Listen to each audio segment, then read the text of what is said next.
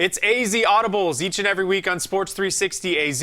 Eric Sorensen, Jordan Ham, Jared Cohn. We'll look back at Week 4, ahead at Week 5, and some storylines around the Arizona high school football landscape. Let's get started here, guys. Arizona has been said that it's been improving its football play at the high school level. We've seen it. We all attended high school here in the Valley, and it's been said based on recruiting, stars, and accolades that the talent has gotten better. But you don't really know until you see it at the next levels. And we are actually starting to see it, guys. I'm running through a list here that we made out of guys that have stood out. It starts with guys like Everson Griffin that has just absolutely showed out in Sunday Night Football, and Mark Andrews off to a great start at Oklahoma. There are a lot of guys that are really performing well on a national stage. The obvious choice at the next level from Saguaro High School is Christian Kirk, but people may forget his teammate with the SaberCats, Luke Rebenzer, is having a big season at Cal. He was a two-way star under Jason Mons in high school. He had a big interception at the end of the first half as the Golden Bears, they upset Texas last weekend. And one of the big national storylines this past offseason was where was Kyle Allen going to land. Now with Houston was at Texas A&M.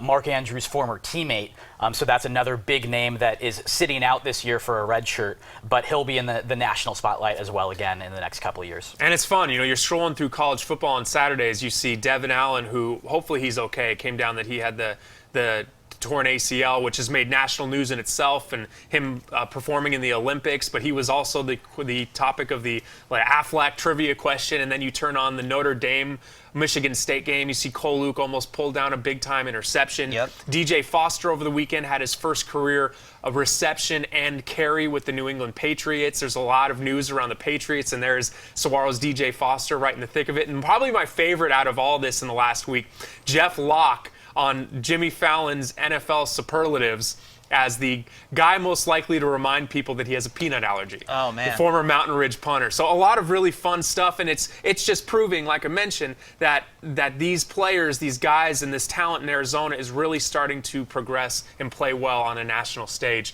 Eric, I know that you're going to be checking out Sholo this week, and they have a long line of quarterbacks that you're keeping an eye on. Definitely. Sholo making their only regular season trip to the Valley, taking on South Mountain. Randy Reisdorf, legendary coach up in the White Mountains, won 2 state titles. His son, Rathan Reisdorf, who played 5-6 years ago up there, had some time at ASU now. He's a starting quarterback at Mesa Community College.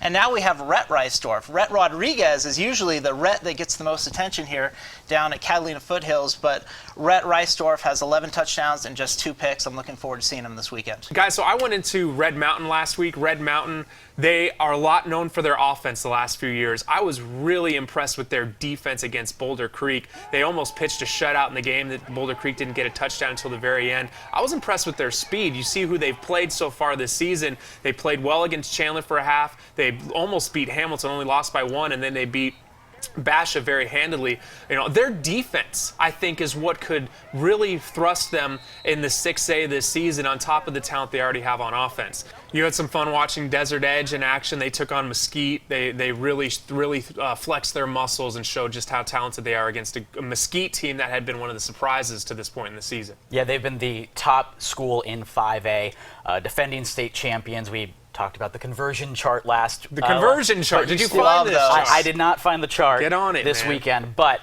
they continue to be successful, and we've talked so much and done so much. Eric, you had a column on him a couple days ago on Roschon Johnson, running back, linebacker for Desert Edge. But the thing that I think gets overlooked a lot about Roschon Johnson is his receiving ability. He was the team's leading receiver last year on that state championship team. He is this year, and it's not even close.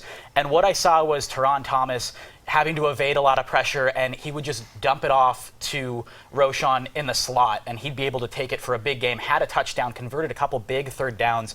And with Roschon now at a receiver position for a lot of the game, that means Rocky Perez is also able to be in the backfield. So that means they're getting their best players on the field for the most amount of plays. I remember one of the best highlight footage that we have of Roschon that you shot his sophomore year was him running a wheel route, making a diving catch in the back of the end zone.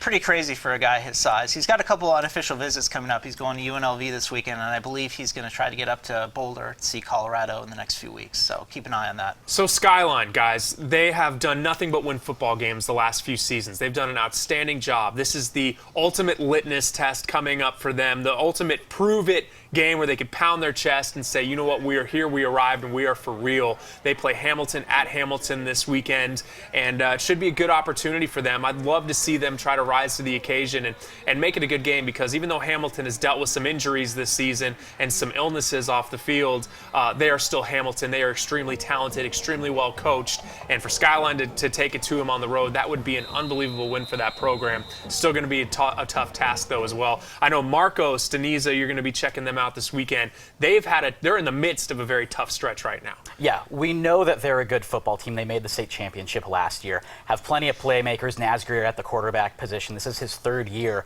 as the starting quarterback. Last week went to Bradshaw Mountain, got a win, put up a lot of points, and then this week they have homecoming against Casa Grande, and then next week they're at Saguaro. So again, we know they're a good team. We'll see how good they are over the next couple of weeks. That's Eric Sorensen. That's Jordan Ham. I'm Jared Cohen. This is AZ Audibles on Sports360AZ.com.